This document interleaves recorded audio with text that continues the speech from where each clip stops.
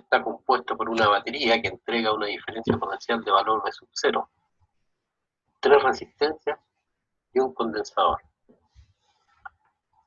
Para este circuito vamos a analizar la corriente que circula por la batería y la diferencia potencial en el condensador para 2 instancias de tiempo. Una de ellas es para el momento en que comienza el proceso de carga, es decir, cuando se cierra el interruptor. La otra condición extrema es cuando el condensador ya se encuentra con su carga máxima.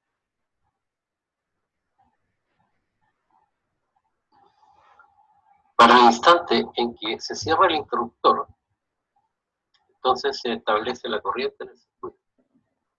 Por la batería circula una corriente de valor I sub 1.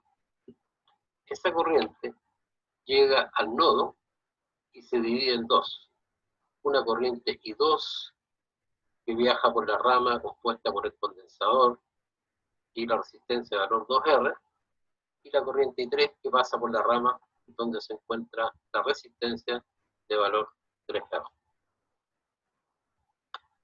Hasta ese momento, el condensador aún no ha acumulado carga, por lo tanto, la diferencia de potencial en sus extremos es igual a 0. Entonces, podemos concluir que la diferencia de potencial a la cual se encuentra la resistencia de valor 2R es igual a la diferencia potencial a la que se encuentra la resistencia de valor 3R. Entonces, para ese instante, ambas resistencias comparten una diferencia potencial común. Por lo tanto, en ese instante, ellas se pueden considerar como si estuviesen conectadas en paralelo.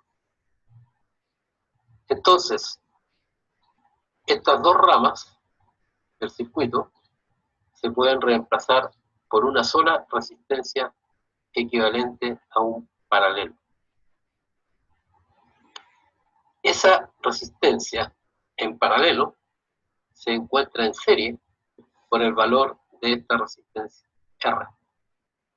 Por lo tanto, la resistencia del circuito queda determinada por la suma de una resistencia serie de valor R más una resistencia de valor RP. De esta manera, podemos encontrar fácilmente la corriente que circula por la batería. Esta queda determinada simplemente por el cociente entre la diferencia potencial que entrega la batería y la resistencia del circuito.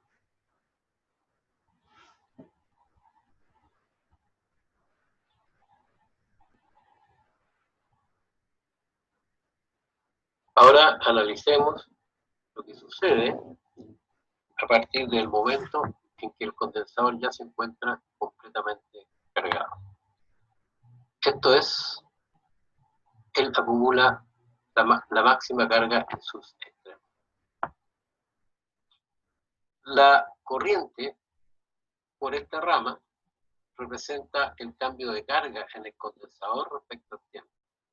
Entonces, para ese instante, o a partir de ese instante, la corriente por esta rama ya no existe. Entonces, el circuito es muy simple. Se trata de una sola malla. La corriente I que pasa por la batería, pasa por la resistencia R y por la resistencia de valor 3R. Entonces, la resistencia del circuito corresponde a una resistencia serie formada por esa resistencia y esa resistencia. Es decir, la resistencia del circuito es igual a 4R. Por lo tanto, la corriente que pasa por la batería es simplemente el cociente entre la diferencia potencial de sub 0 y la resistencia del circuito. Se obtiene entonces el siguiente valor. Ahora, si nosotros conocemos la corriente que circula por el circuito, podemos calcular cuál es la diferencia potencial a la cual se encuentra el condensador. Como por esta rama no hay corriente, entonces la diferencia potencial entre ese punto y ese punto es exactamente igual a la que hay entre esos dos. Por lo tanto, la diferencia potencial en el condensador es igual a la diferencia potencial que hay en la resistencia de valor 3R.